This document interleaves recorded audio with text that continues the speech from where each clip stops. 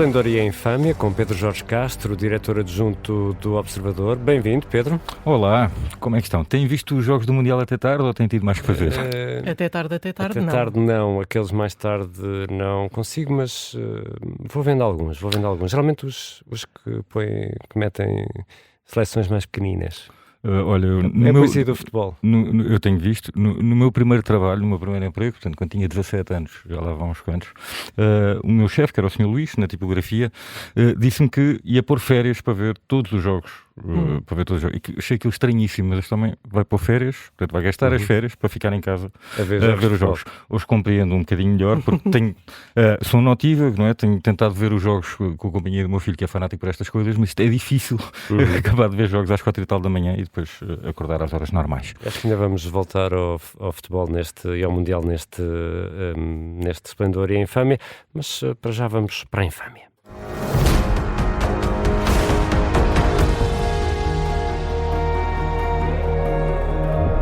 E ontem o primeiro-ministro Luís Montenegro esteve em Houston a assistir à goleada de Portugal frente ao Uzbequistão.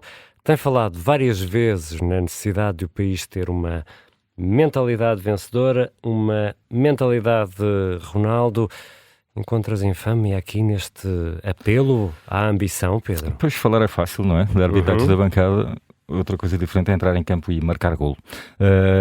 Se calhar a primeira coisa que temos que ver é o que é exatamente a mentalidade vencedora aplicada à política portuguesa. E eu creio que estamos aqui no equívoco, não é? Acho que a mentalidade vencedora é mudar de facto o país para melhor. Estão identificados os problemas do país, estão identificados os nossos bloqueios.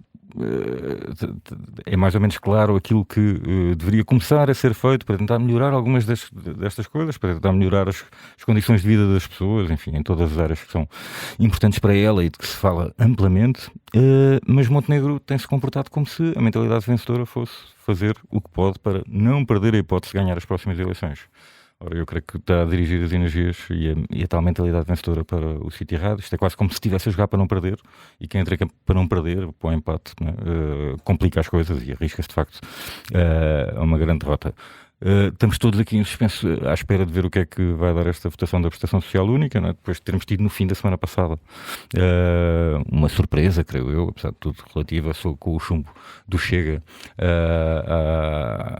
à proposta de reforma laboral. O Chega já disse, não é, que isto, se o PSD e o PS se entenderem, estão muito bem. Isto é um problema que não é do Chega, isto é quase como se nenhum problema do país é do Chega. Ele põe-se de fora de tudo. De facto, também se percebe, ele também está a aplicar a mentalidade vencedora para resultados eleitorais e não para a melhoria do país. Temos, de facto, a situação política bloqueada neste momento, não é? Com três grandes blocos com muita dificuldade em entenderem-se no Parlamento para tudo aquilo que é importante. Eu fiquei chocado, quase, posso dizer, com o artigo que publicámos na semana passada do Miguel Carrapatoso, com os bastidores do governo, com a forma como todos os ministros estão a vigiarem-se uns aos outros, a controlar as fugas para a imprensa, enfim, as invejas que dominam ali, a forma como há ministros que têm um alvo nas costas vindo do próprio governo. Isto dá-me a ideia que neste momento aquilo que Luís Montenegro pode ir buscar à mentalidade vencedora de Cristiano Ronaldo é imitar um gesto dele, que é aquele das bolas paradas, de recuar 3 passos e respirar fundo. Mas antes disso há uma coisa muito importante, que é aquilo que eu mais gostei de ver no jogo da seleção de ontem, foi precisamente a preparação das bolas paradas. Temos um treinador adjunto especialista nisto, que é também do Aston Villa. E ontem houve de facto uma série de jogadas que era uma coisa rara de nós vermos e que foram preparadas em laboratório, como costuma dizer o Gabriel Alves, para meu grande encanto. E de facto aquilo é trabalho feito ao longo de muito tempo, implica muitos ensaios, e eu creio que esse trabalho se calhar não está a ser feito neste momento por quem rodeia o Primeiro-Ministro. Portanto, primeira coisa, definir bem quem são os seus treinadores de bolas paradas. Acabou de juntar na vice-presidência do partido os presidentes das câmaras de Lisboa e do Porto e também Sebastião Bugalho. Não sei se eles vão começar também a dar os seus bitites sobre isto. A bola está de facto parada e ver se conseguem preparar jogadas de laboratório para marcar golo, finalmente. Creio que está difícil. Nós tivemos um podcast que era o escândalo que destruiu a seleção na semana passada sobre Portugal no Mundial de Saltiro. Quem não ouviu, recomendo vivamente que vá ouvir. E conta-se uma história espetacular que é a entrada para o terceiro jogo contra Marrocos. O selecionador de Marrocos quis combinar o resultado com a equipa portuguesa porque bastava um empate para ambas seguirem em frente. Isto foi verbalizado através de jornalistas que foram, de facto, falar com o José Torres, que depois não deu vazão a esta ideia, e ainda bem, porque seria antidesportivista, não é? Claro. Das coisas que, apesar de tudo, menos nos envergonham nessa participação, nesse Mundial. Mas, neste momento, temos um primeiro-ministro que tem de combinar o resultado com dois adversários, que não têm interesse nenhum em aceitar qualquer combinação de resultado, porque estão todos focados nas próximas eleições, que deveriam ser só daqui a 3 anos, não é? Mas se calhar vão se precipitar já para o próximo Orçamento de Estado. Vamos agora ao Esplendor.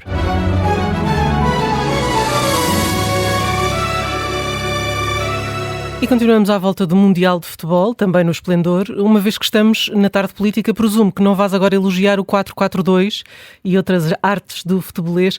Qual é o esplendoroso lado que queres realçar hoje? Pois é, não vou estar aqui a falar de táticas futebolísticas, mas eu estava à espera de muito pior, de facto. Havia muito mais expectativas sobre aquilo que poderia ser este Mundial. Por ser nos Estados Unidos e pela situação geopolítica que o mundo tem estado a enfrentar, mas também por características da própria prova, né? A quantidade de jogos, a quantidade de seleções, portanto isto induziria que haveria jogos com menor qualidade, as horas em que isto se iria jogar, portanto para quem está cá a ter de ver de madrugada, claro, ninguém vai esquecer, não é, estas complicações de ter o Irão obrigado a dormir no México ou do árbitro impedido de entrar nos Estados Unidos, não é? Nada vai apagar isso, não é? Mas apesar do preço dos bilhetes altíssimo, não é? Temos visto estádios cheios e temos visto momentos extraordinários dentro de campo, com as estrelas a aparecer, portanto esta luta titânica, não é? Entre Messi, Haaland, Mbappé e agora que se junta também Ronaldo, não é?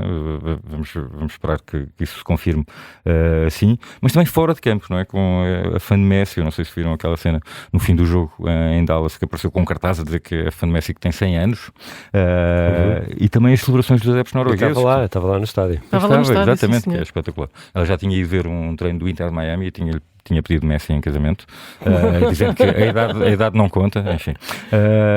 Pronto. E também estas celebrações dos adeptos noruegueses, não é? Que também têm produzido imagens virais, não é? Da tal remada viking.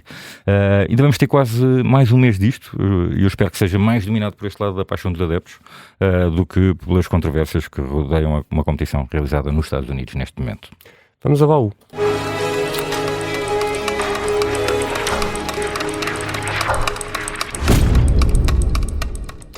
E que história trazes do passado relacionada com mundiais de futebol? Pois olha, fui ao primeiro Mundial e a história do Uruguai, 1930, e a história do rei selecionador, o rei Carol da Roménia. Isto foi poucos dias depois dele iniciar o seu reinado, e empenhou-se para levar uma seleção romena ao Mundial do Uruguai, em 1930, e então foi ele próprio que escolheu os jogadores. Ele obrigou as empresas em que eles trabalhavam a libertá-los durante 3 meses para os deixarem ir à competição. Fizeram uma viagem num navio que durou 16 dias e, portanto, havia treinos no próprio navio. Ele participava nos próprios treinos. Depois chegaram lá, ganharam o primeiro jogo contra o Peru, mas depois perderam o segundo com o próprio Uruguai e foram eliminados. Carol foi depois forçado a abdicar do trono em 1940 e acabou por se exilar em Portugal, numa casa no Estoril, onde morreu de ataque cardíaco em 1953. O Diário de Lisboa encheu páginas sobre a morte do rei Carol da Roménia, descrevendo, não é, pérolas do estilo, o rosto continua de uma serenidade impressionante, em nada dando a sensação de morte. Depois também relataram que o filho do rei Carol estava em Lausanne e não viria ao funeral do pai porque, horas antes do falecimento, tinha nascido o seu terceiro filho. Conclusão sábia do Diário de Lisboa: a vida continua. Exatamente. O Uruguai que foi o primeiro vencedor da primeira Copa do Mundo. Já ganharam, sim. E temos lá o Maxi Araújo neste momento. Pronto. E, salvo erro, foi disputado no Estádio Centenário, em Montevideo. Este primeiro Mundial. Já lá vão uns anos. O Esplendor e a Infâmia regressa para a semana.